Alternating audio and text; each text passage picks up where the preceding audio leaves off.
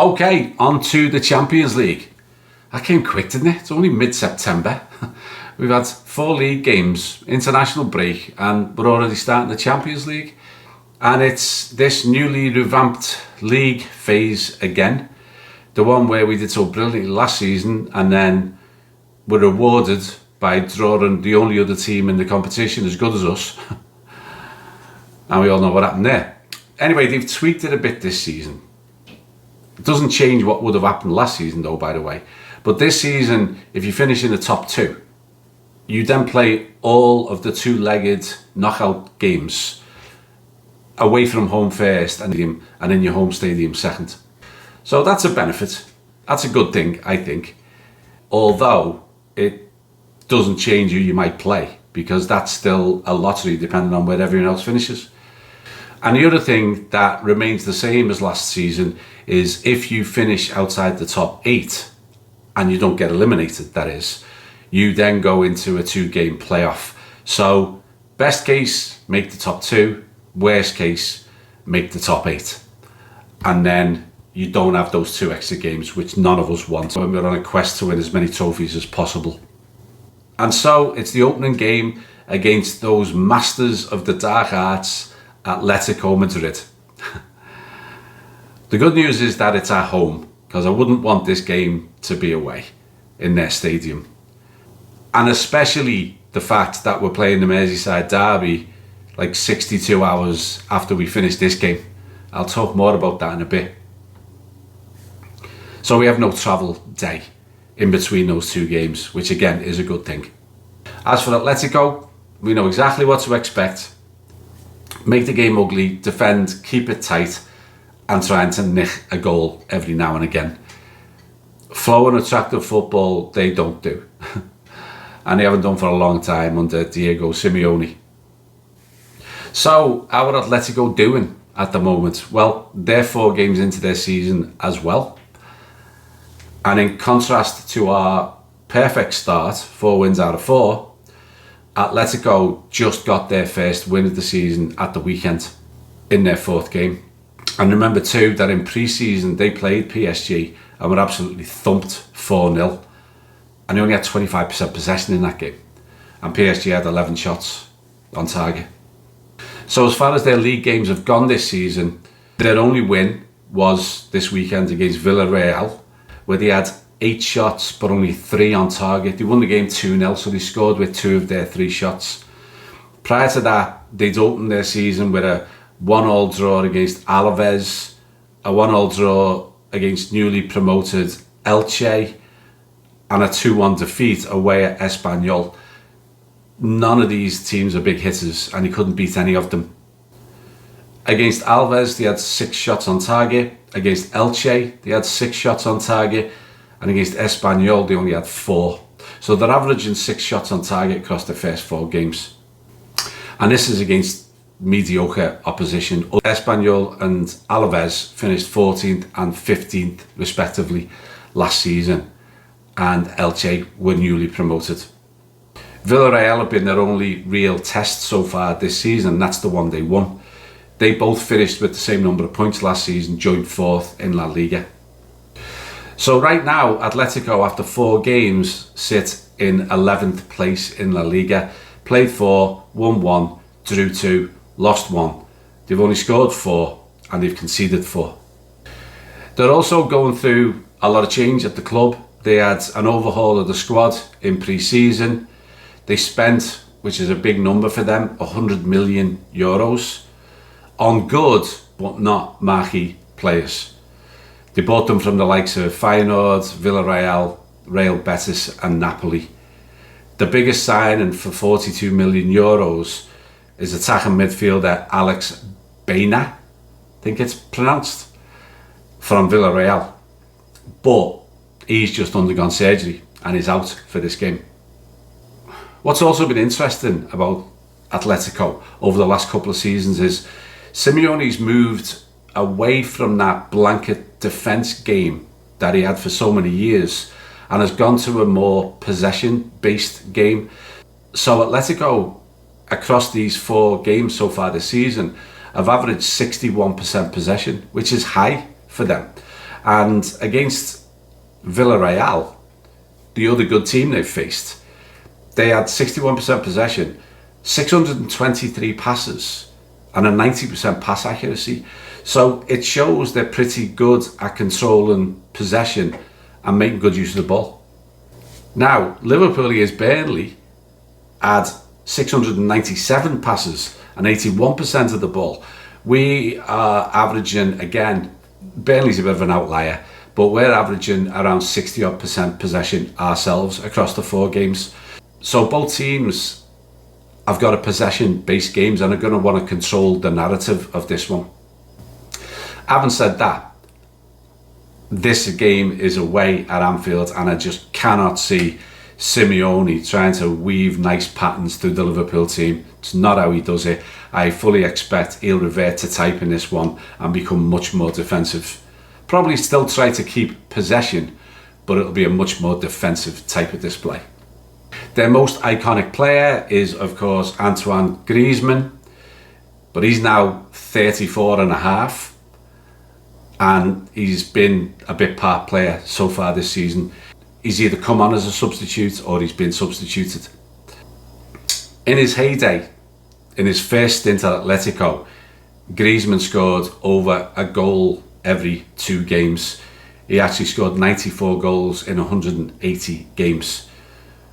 But you fast forward to today, and this time around as an Atletico player, he scored 42 goals in 138 games, which is 1 goal every 3 to 4 games. And if you go even more recent, all of last season and the start of this season, he scored 8 goals in 40 games. So exactly 1 in 5. Their danger man is actually ex-Man City player Julian Alvarez. He scored 17 goals last season, had 4 assists in 37 league games. So far this season, he's scored 1 and had 1 assist. So we need to keep an eye on him. But again, I think he's probably going to be a little starved of service. But he is a threat if he does get a chance, because he can score all sorts of different types of goals.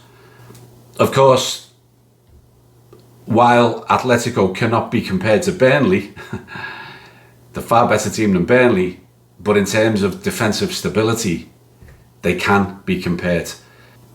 They conceded only 30 goals in 38 league games last season. That's a tremendous record by any measure, and it's typical of them.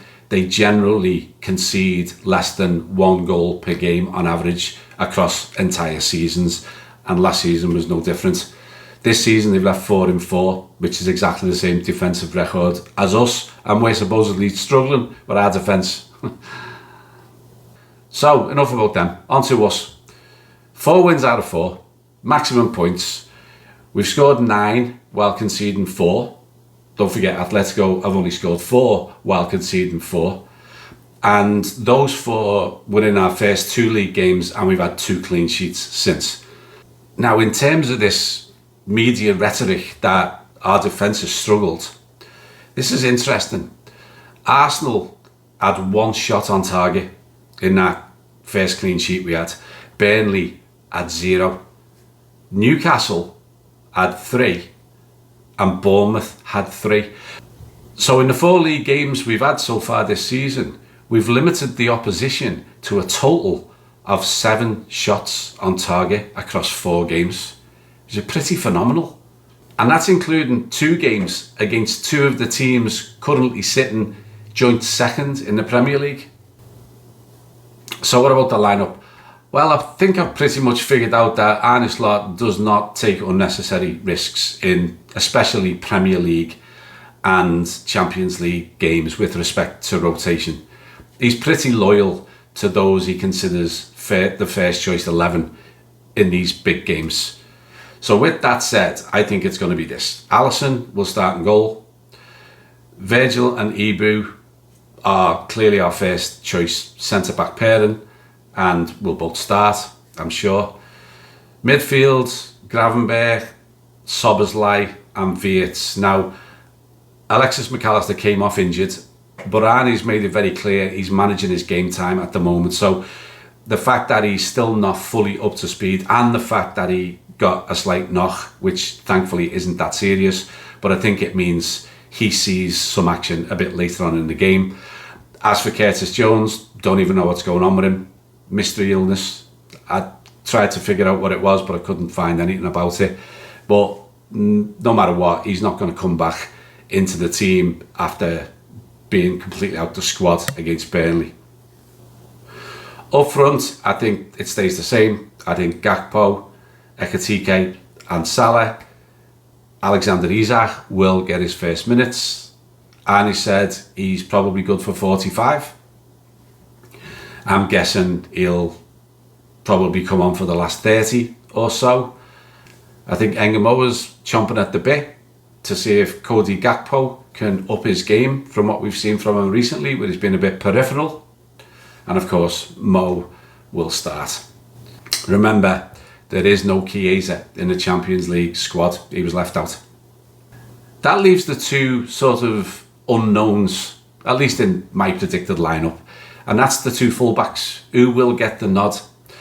So I think, given the occasion and given what's been going on with Kerkez with these yellow cards and diving and being a bit rash with tackles, and it being a European night, I think Andy Robbo, who came on and was excellent the other day against Burnley, really should have had an assist if we could have finished off a couple of his crosses.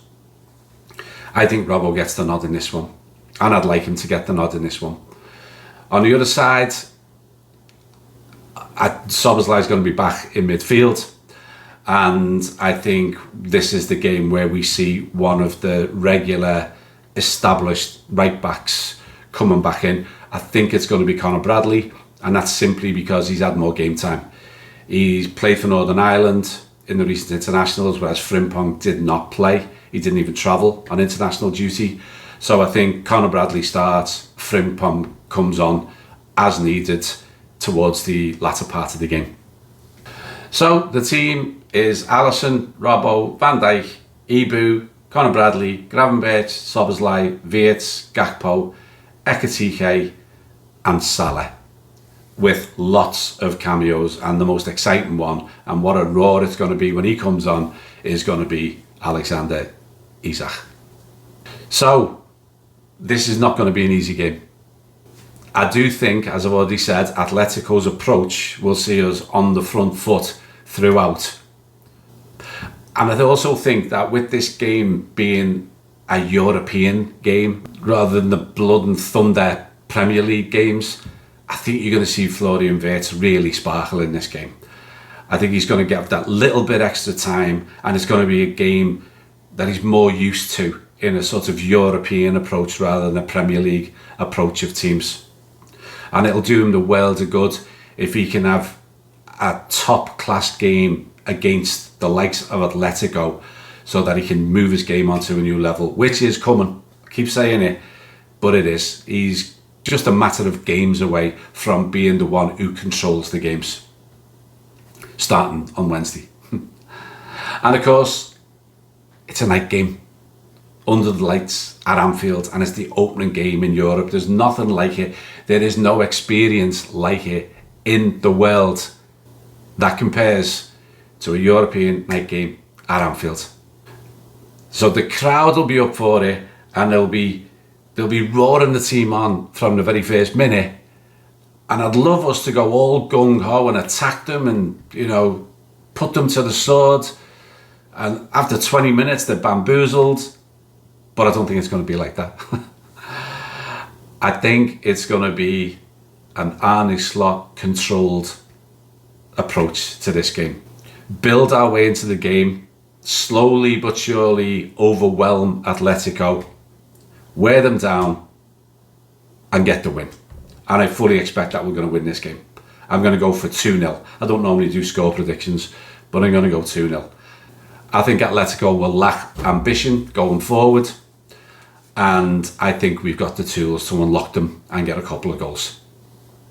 Now, as much as the old cliche is one game at a time, it doesn't apply here, because the Merseyside derby takes place 2.5 days after this one. Now, a little moan here. How can that be? And how is that fair?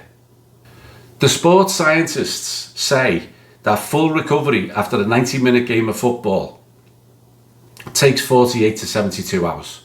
And if you've got any slight muscle injuries or something that requires a bit more recovery time, like a knock, it's longer than 72 hours. And we're kicking off 62 hours after that Atletico game ends. It's another example of where the English Premier League are absolutely freaking clueless. Why do you have to schedule the Merseyside derby 62 hours after the European game? Now, let's look at the other teams from England in the Champions League. Arsenal Spurs play tomorrow, Tuesday, then Chelsea and Liverpool on Wednesday, Newcastle and Man City on Thursday. Chelsea, we've got a 62-hour recovery time. Chelsea, they only got 67. Man City have only got 69. Newcastle have got 67. Tottenham have 87 hours recovery time from their Champions League game to their next league game.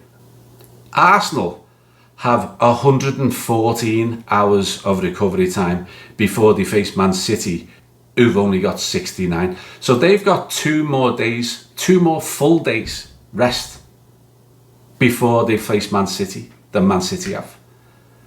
And they've got 2 full days more rest than we've got before we play Everton. And that makes absolutely no sense. That cannot be considered fair under any circumstances. I'm not just talking about Liverpool here. I'm talking about the benefit that Arsenal have been given versus us, Chelsea and Newcastle and Man City. 2 more days rest. Anyway, rant over. It is what it is. Let's go and get a nice, comfortable, controlled win over Atletico. Get 3 points on the board in the Champions League in game 1. And then let's get ready for those cuddly Blues who we play in the early kickoff on Saturday morning. Oh, and guess what? I have a blue-nosed mate flying in on Thursday. So he's going to be watching the game with us on Saturday morning. And yeah, he's one of the bitter ones. Anyway, see you after the Atletico game. Cheers. You'll never walk alone. Ta-ra.